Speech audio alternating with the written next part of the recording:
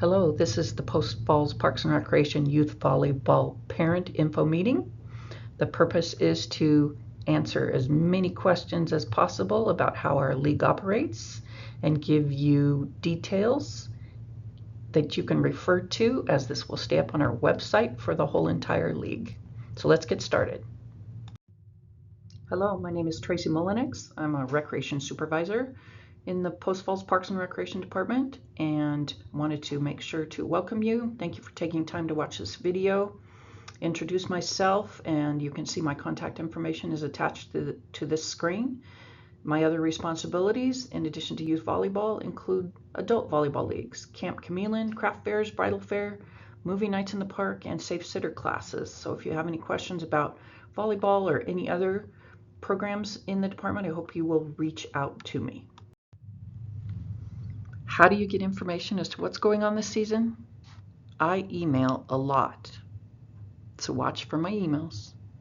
Then the schedules, parent letter, picture day info, character qualities, and code of conduct will be posted on the website. That site address is noted here on the screen. I also hope that you'll take time to really read through the parent letter for details and pointers on having a successful season. Coaches help set the practice days and times because they're volunteers. So the practice schedule is not available until after the coach orientation meeting. Date noted here. Coaches usually set up a text chain and communicate details and updates in that way. So if you've reached out to the coach, checked the website, and still can't find an answer, please call our office for details.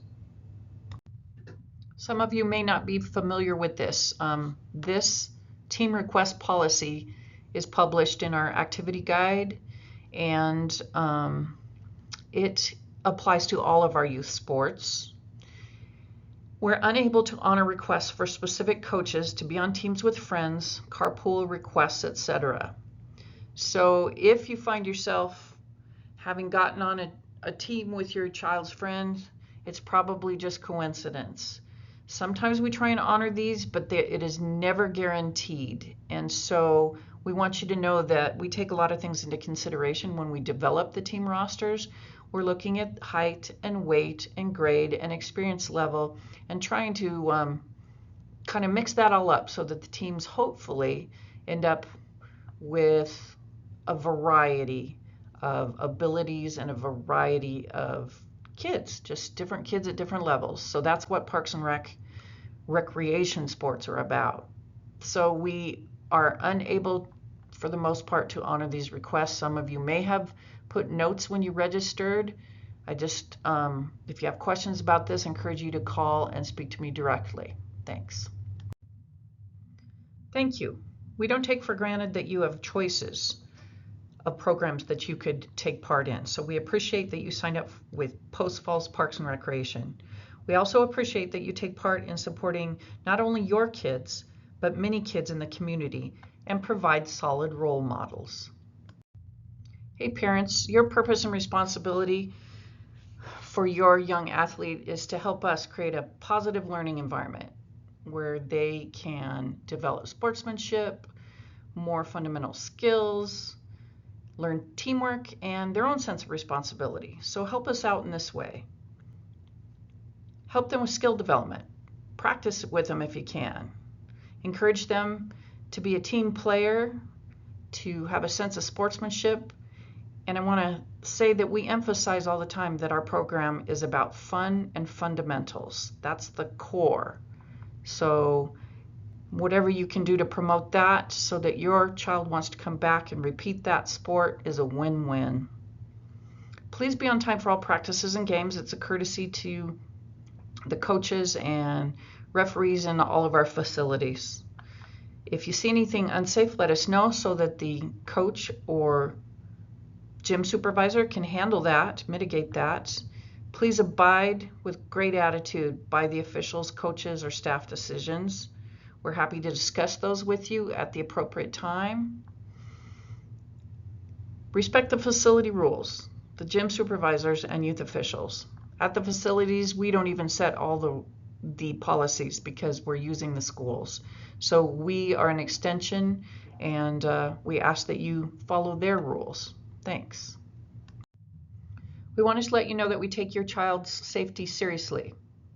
The coaches have to fill out an application and do a yearly background check. This applies to head coaches, assistant coaches, and any adult that might be helping on a consistent basis. All this must be done completed prior to the first practice so that your teams are good to go. We have an established code of conduct for both coaches and parents, and that is to help keep us all on the right track, know what's expected, so again we can provide the best example for our kids so that they can enjoy what they're doing. The key points to this code of conduct are that the game is for the kids, it's not for the adults. The focus is on fun and fundamentals. We need to have good sportsmanship from adults and kids alike at every game and every practice. The emotional welfare of the team is more important than the adults' urge to have a winning record. Let them play. Let them just have fun and learn some things. Again, we want it to be safe. We ask that parents support the coaches and officials. We provide a drug and alcohol-free environment. This includes smoking and vaping. And then we want to prompt all the children to treat everyone with respect, and that they do that by example. If the parents are kind and courteous to everyone around, then the children will also be. So this code of conduct, there's a coach's code of conduct that they sign, and then there's a parent code of conduct that the coach will ask you to sign before game day. Parents, please pledge to lead by example, display fair play and positive sportsmanship. This is really important, and as you've seen in the news and things like that, there are incidences where parents are really taking it way over the top. And so please remember the golden rule and treat others as you would like to be treated. That's the bottom line. And we, again, want your kids to feel safe and enjoy themselves, and it begins and ends with sportsmanship. As we stated earlier, the coaches are volunteers, and so they're usually parents just like you. In some cases, we have some high school coaches. So communication is key to modeling sportsmanship. Respectfully ask coaches for clarification if you don't understand the rules or question a call or why or how they're doing things. Please communicate at the appropriate time with your coach first. Might be the next regular practice. Maybe it's just not the time to do it at the game or at the practice that you're currently at. So you'll have the coach's phone numbers. Take the right time when everybody's calm or when you've kind of researched it yourself and thought about it, to communicate with your coach as to the process. And then if the coaches can't figure it out, or if the need arises, we encourage coaches to then contact us as recreation supervisors and coordinators so that we can discuss it further and give clarification as needed. We want to hear you out, and we just want to do it in the right fashion, and oftentimes it just starts with an open line with your coach. We appreciate your efforts here. A big thank you goes to the sponsors of our youth leagues. In return, we place their business logo on the team shirts. Players are required to wear their team shirt on game day. That shirt order has already been placed. Coaches will be contacted to pick up the shirts from our office as soon as we receive them. Players will get them at practice right before the first game day or at the gym on game day if necessary. If you join the league late, your player will receive a team shirt, but it will be in whatever size was pre-ordered and available. Okay, again, when it comes to safety, we will have a first aid kit at the gym for practices and games, but it's real basic. And so if your player needs anything specific, please put together your own little kit and send it with your coach or bring it as a parent.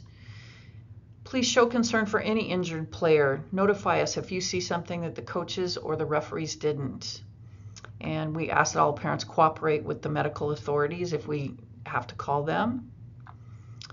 Coaches will have the final call as to whether they think a player is injured and should not enter the practice or the game until that's communicated to you as a parent and or further action is taken. So please support that, because we want to protect your kids.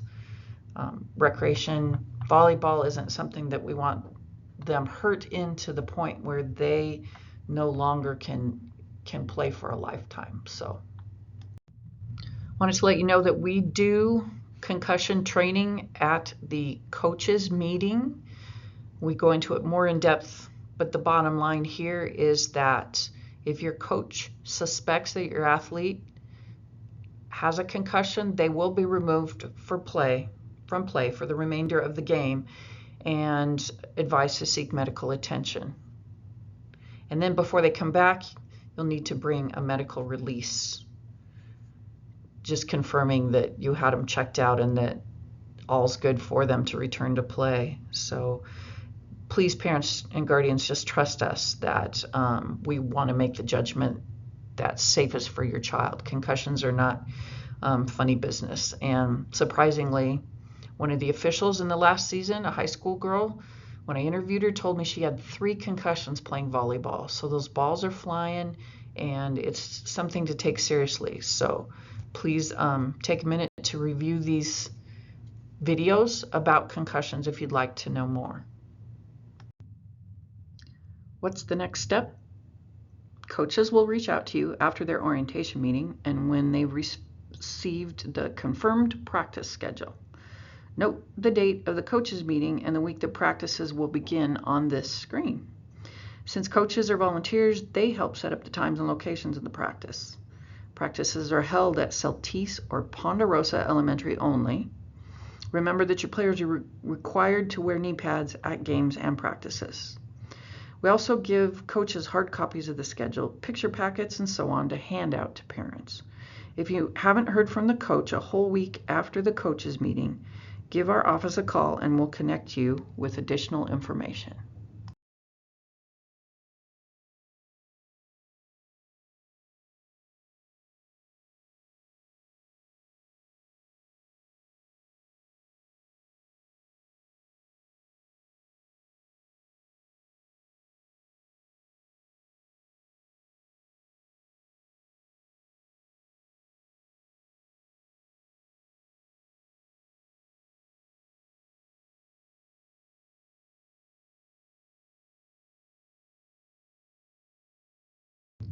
Games and facility information. Games are played only on Saturdays. They will be scheduled for the whole league between 9 a.m. and 2 p.m. Could be even earlier because it's a small league this fall. You will need to check the schedule for possible double headers or a bye week where you don't have a game. If there are uneven numbers of teams in an age division, sometimes that means that your team will play a double header one week and then have the next week off, for example. So take a close look at those schedules when you get them. All games are held at Celtice Elementary. Practices are held at either Celtice or Ponderosa, according to the coaches' and preferences and the age groups. Then just a reminder, per school district policy, no food or drink is allowed in the gym, aside from player water bottles. That applies to both practices and game day. Just wanted to say thank you one more time for your participation. If you enjoy this program or want to get involved in this one or any others, just want to let you know that Parks and Recreation has part-time paid positions year-round. We're always looking for volunteers at our special events. We're always looking for people with program proposals. So if there's something that you have a passion for and you would like to get involved, please don't hesitate to call our department. Thank you so much.